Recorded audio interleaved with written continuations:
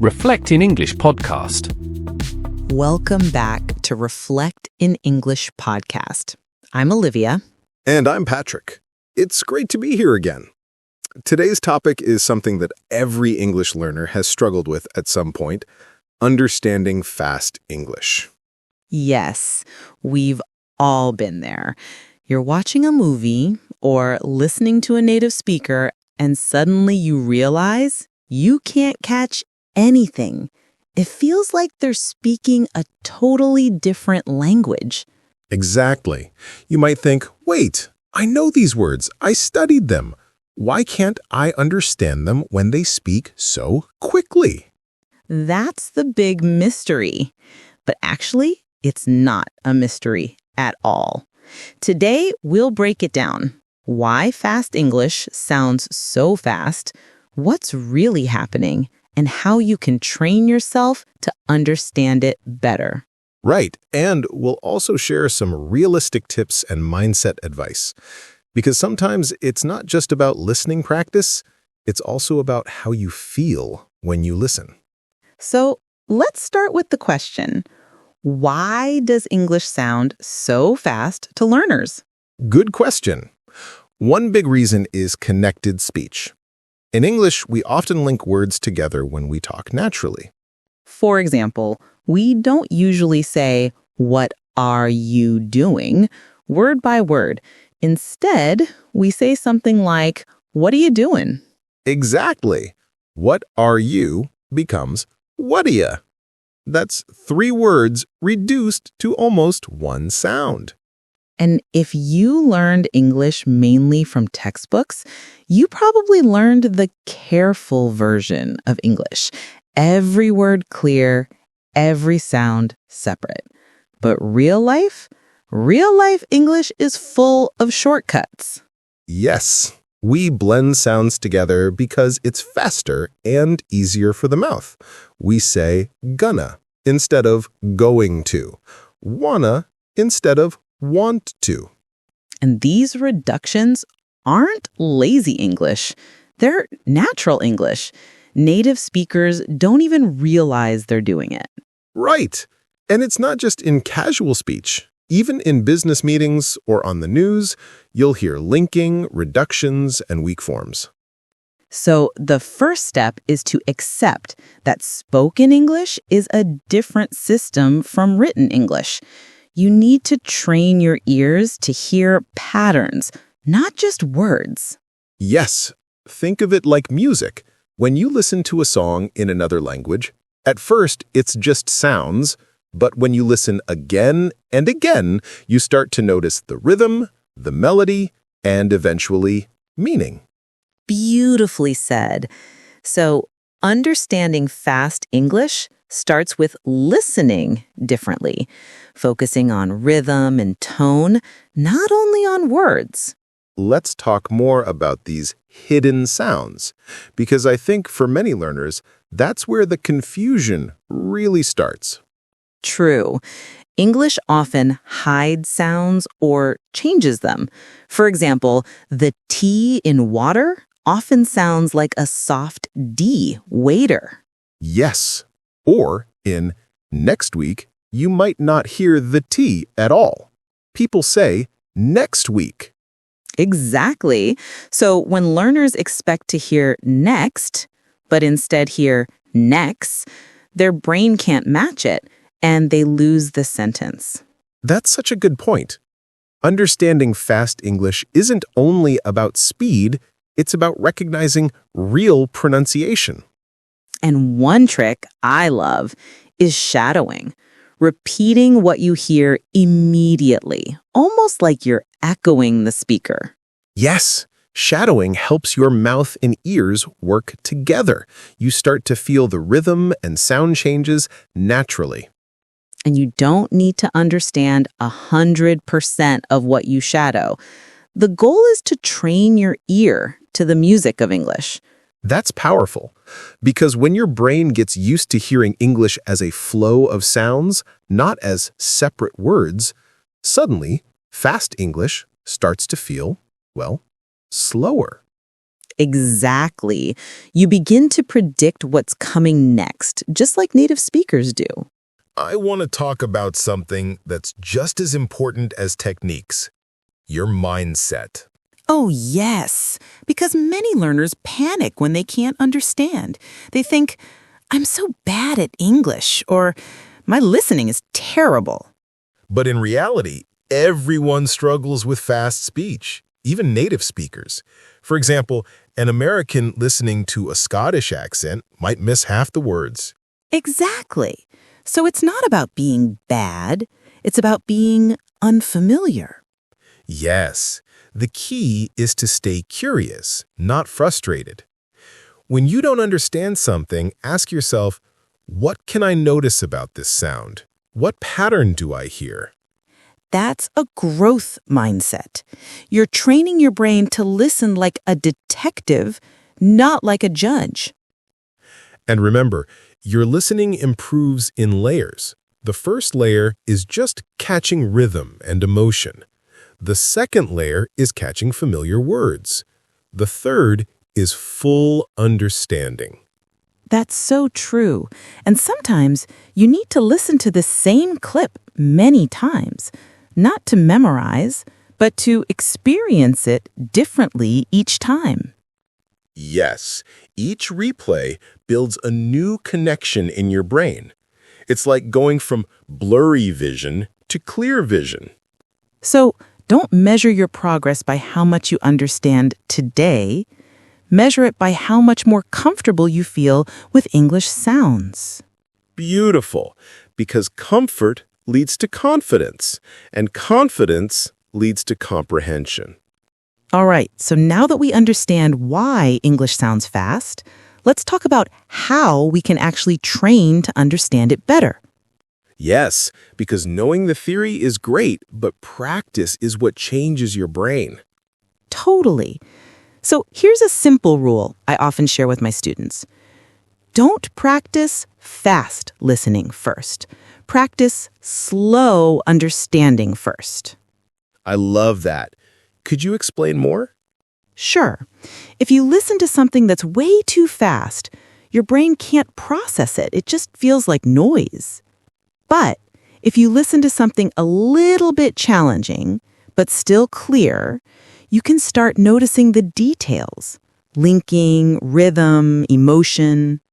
Yes, so maybe start with materials like graded podcasts or YouTube channels for English learners. Those usually have natural but clear pronunciation. Exactly. And once you get comfortable, move to real English. TV shows, interviews, vlogs. Right. And when you move to real English, don't expect to understand everything. Focus on understanding the main idea first. Yes. For example, if you're watching a movie and you catch only 60%, that's still amazing. You're training your ear to catch patterns, not perfection. And here's something that really helped me when I learned Spanish. I'd listen to the same clip several times, each time with a different focus. That's brilliant. Could you give us an example? Sure. First time, just listen and relax. Don't pause, don't translate, just let the sounds wash over you. Second time, listen again and try to catch familiar words or phrases. Third time, maybe read the subtitles or transcript and connect what you heard with what's actually there. That's such a great structure. It helps you build comprehension naturally, step by step. Exactly. And by the way, don't feel bad about using subtitles. They're a tool, not a weakness. Yes. The key is to use them smartly. Don't depend on them all the time, but use them to confirm what your ears heard. And if you really want to challenge yourself, try bilingual subtitles, English and your native language. That helps your brain map meaning to sound. That's true. And remember, progress in listening isn't always visible day by day. It grows quietly like a plant. You water it, and one day you suddenly realize, wow, I can understand more now. Now, let's talk about something fun. Movies and podcasts. Yes, I love this part because it's where learning becomes enjoyable. Same here. I think the best kind of listening practice is the kind you actually enjoy. If you like what you're listening to, you'll stay motivated longer. Exactly. So, what's your advice for using movies effectively? Okay, here's my simple method. Pick something you really like, maybe a sitcom, a short film, or a documentary. Watch one short scene, not the whole episode. Repeat it several times. Yes, shorter is better. It's easier to focus and notice details. Right. First, watch it with English subtitles. Then, try watching again without subtitles. Finally, speak along with the actors. Try to copy their pronunciation and rhythm. That's powerful. You're not just listening, you're participating. Exactly. When you imitate their tone and rhythm, you begin to feel how natural English flows. And what about podcasts? Podcasts are amazing because they're portable. You can listen while walking, cooking, or on the bus. Yes, and they train your ear to different accents and styles. That's right. Start with podcasts made for learners, like this one, Reflect in English, where we speak clearly but naturally. Then, when you're ready, move on to real native podcasts. Choose topics you love: sports, food, travel, self-growth.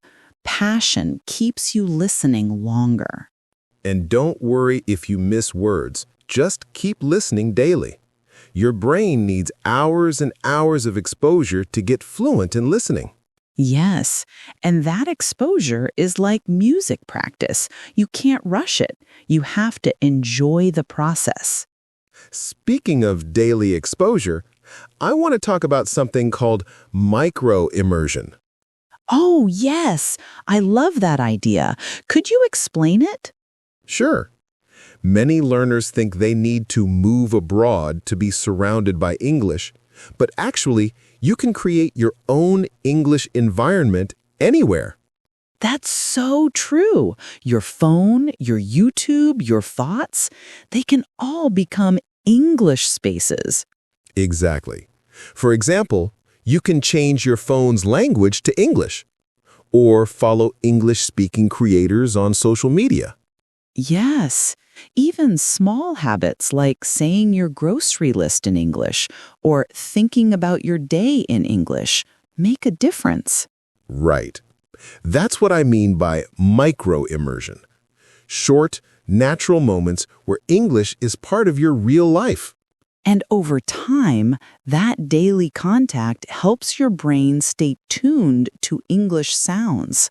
Yes, it's like keeping your ears warm. If you only listen once a week, it's hard to stay sharp. But if you listen a little bit every day, your progress becomes unstoppable. So true. And the best part, it doesn't feel like studying. You're just living your life in English.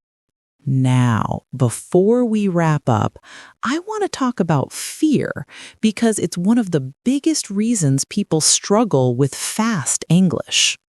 Absolutely. Many learners freeze up when they can't understand, and that fear blocks their brain from hearing clearly. Yes, when you're stressed, your body goes into fight or flight mode. Your focus narrows, your ears close, literally. So, step 1 is relax. Take a deep breath before you listen. Remind yourself, it's okay if I don't understand everything. Exactly. The goal is not to be perfect. The goal is to grow. Yes, I always tell my students, if you understand 50% today, maybe you'll understand 55% next week. That's progress. That's beautiful. And another way to reduce fear is to celebrate small wins. Maybe you caught a new phrase today. Celebrate that. Yes, those small wins build confidence, and confidence makes listening easier. It's a positive circle. And remember, understanding fast English doesn't mean understanding every word. Even native speakers don't catch 100% in noisy or new situations. Exactly. The real goal is understanding the meaning, the idea, the emotion, the message. Yes, if you can follow the conversation and react naturally, that's success. Beautifully said. So, Patrick, we've shared so many great techniques today, but let's be real. Listening improvement takes time. Yes, that's something we need to say clearly. Understanding fast English is not a one-week project. It's a journey. Exactly. And it's not a straight line either. Sometimes you'll feel amazing, and other days you'll think you're not improving at all. Right. But even on those bad days, your brain is still learning. It's still making tiny connections inside. Yes. I like to think of it like growing a tree. You don't see the roots growing underground, but they're getting stronger every day. That's such a beautiful image. And just like a tree needs sunlight and water, your listening needs daily input and curiosity. Exactly. So let's help our listeners design a simple listening growth plan. Good idea. Let's make it realistic, something people can actually do. All right. Step 1, choose your level. Find materials that are just a little above your comfort zone. Not too easy, not too hard. Step 2, create a routine. Maybe 15 minutes of focused listening every day. It could be a podcast, a YouTube video, or part of a movie. Yes. And remember, consistency beats intensity. It's better to do 15 minutes every day than 2 hours once a week. Absolutely. Step 3, add reflection. After you listen, write down what you understood, even if it's just the main idea. That reflection helps your brain organize the information and build confidence. And step 4, recycle what you learn. Use new phrases or sounds you heard in your own speaking. Yes, that's how passive listening turns into active communication. So the plan is level, routine, reflection, reuse. Simple but powerful. I love that. And maybe once a month, record yourself speaking. It's a great way to hear your own progress. Exactly. Because sometimes we don't realize how much we've grown until we listen to ourselves from the past. That's such a motivating moment when you hear, wow, I sound more natural now.